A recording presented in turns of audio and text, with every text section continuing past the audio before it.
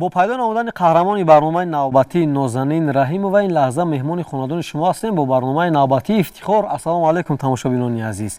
بعد چند لحظه ما صحبت رو ادامه میدهیم.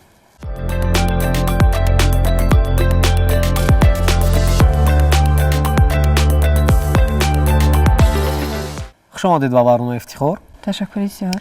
و تماشابینان عزیز یادداشت می‌شویم که نازنین در یک چند سبقت‌های سطحی جمهوری و بین‌المللی اشتراک نموده است و همزمان قهرمان برنامه نوبتی ما نازنین رحیمova در چندین از شورابین‌ها نیز اشتراک نموده است و مقام‌های نظرست را به دست آورده است و این لحظه ما اطراف اشتراکش در سبقت‌ها در المپیاده‌ها حرف میزنیم و اطمینان داریم که البته برای دیگر خوانندگان یک نمونه عبرت خواهد بود و اطمینان دارم که یک صحبت جالب خاطرمند با شما داریم.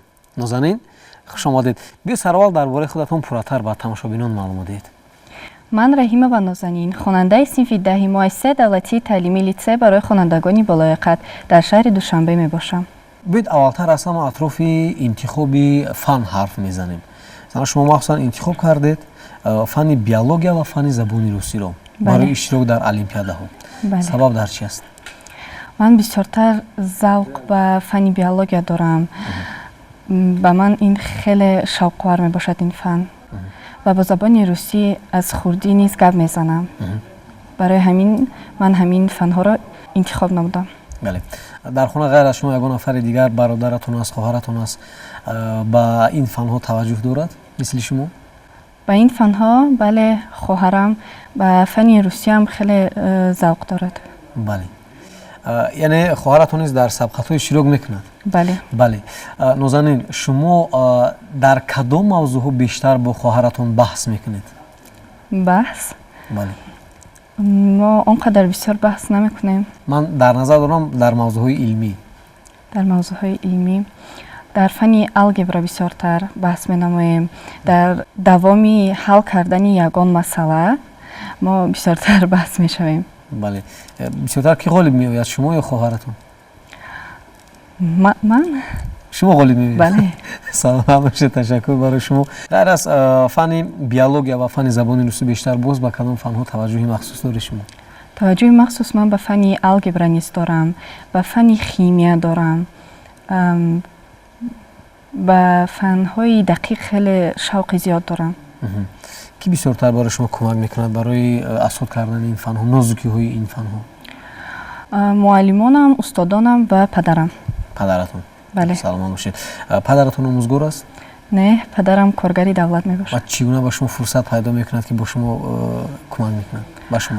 و بعد از کار آمده بگاهی با ما نیز میشیند و صحبت میکند که چطور روزمان در مکتب گذشت، چی فنها را خواندیم، چی موضوع را گذاشتیم، با کارهای خانگیمون یاردم میرساند. یعنی نظارت پدر و مادر از بالای شما جدی است؟ بله. خب و شما رو دویم نظارت میکند تا از تحصیلتون پرسان میشود. خب بله. درسته. سلامت باشین. تشکر برای شما. شما چگونه گیرنده استیپندیای رئیس شهر شدید؟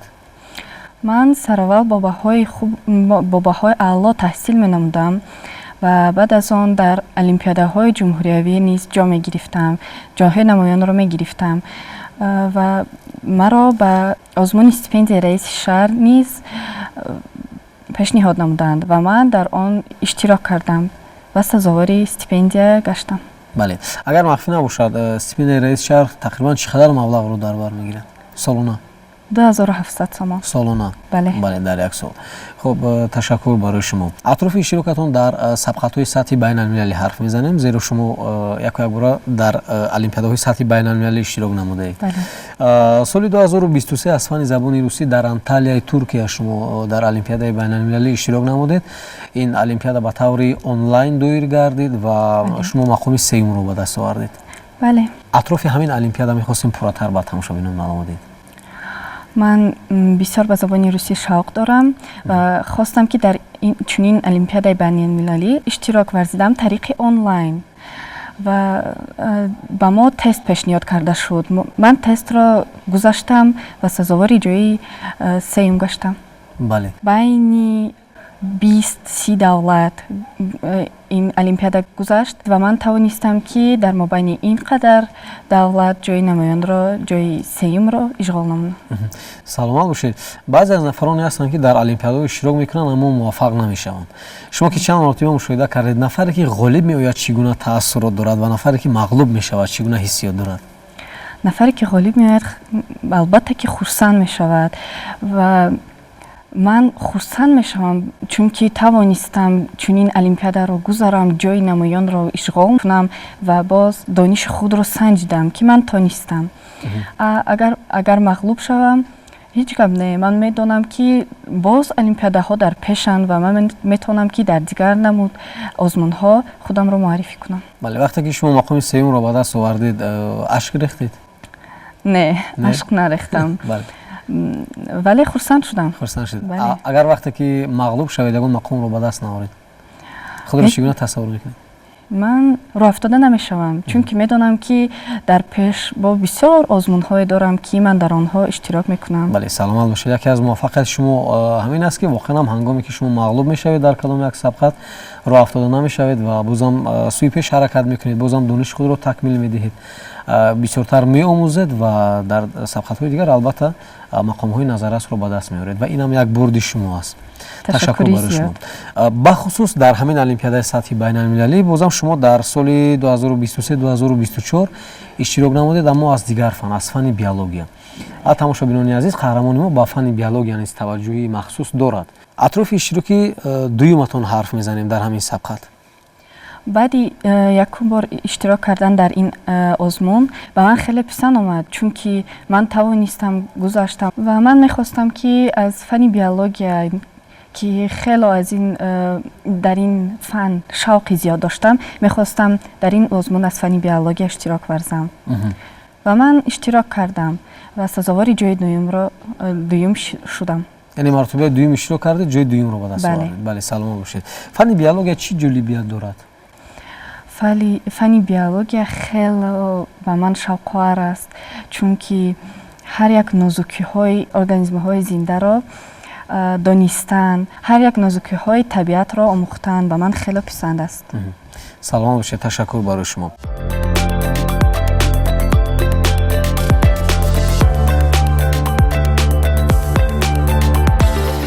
боз дар кадом озмунҳо, дар кадом олимпиадаҳо иштирок кардед? ман дар озмуни рӯдаки хонӣ низ иштирок намудам ва сазовори ҷои сеюм гаштам. дар озмуни живая классика низ иштирок кардам.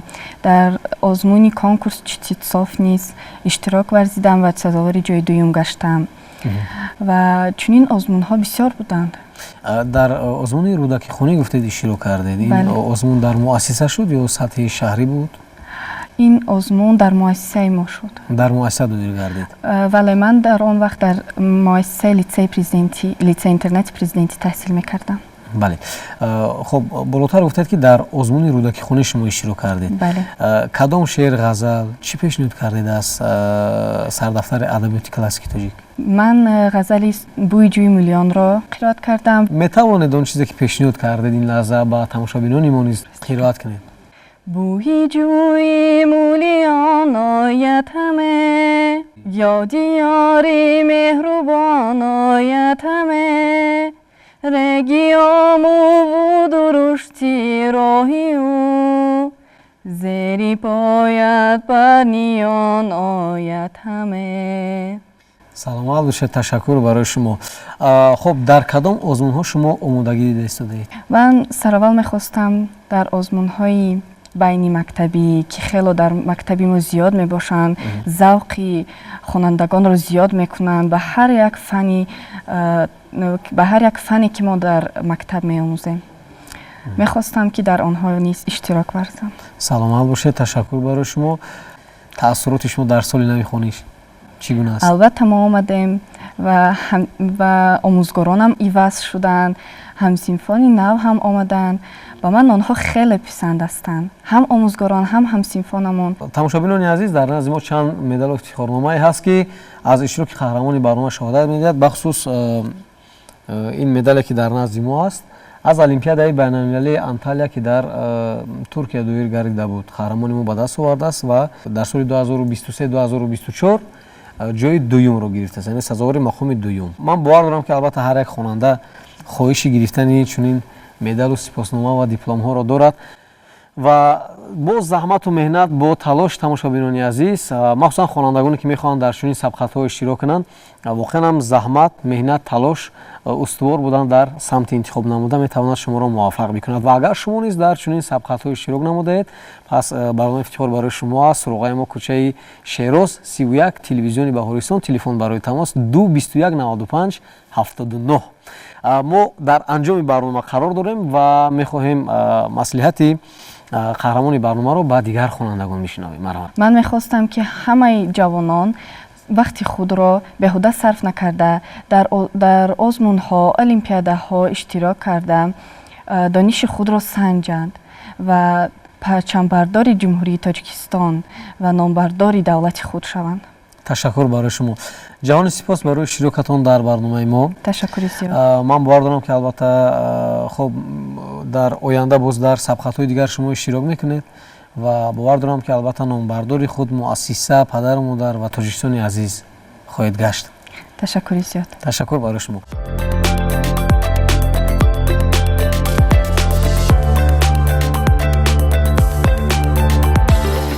тамошобинони азиз, мо истоиста ба қисмати анҷоми барнома наздик шудем ва ёдрас мешавем қаҳрамони барномаи навбатии мо буданд хонандаи синфи даҳум Нозанин Мурод ва ҷавондухтаре ки дар сабқатҳои зиёд иштирок намудааст ва мақомҳои назаррасро ба даст овардааст. ва бовар дорем дар Тоҷикистони азизи мо чунин хонандагон зиёд аст. агар шумо низ дар сабқатҳои сатҳи ҷумҳуриявӣ ва байналмилалӣ иштирок намудаед, пас барномаи ифтихор бахусус барои шумо аст. то барномаи навбатӣ, хайр тамошобинони азиз.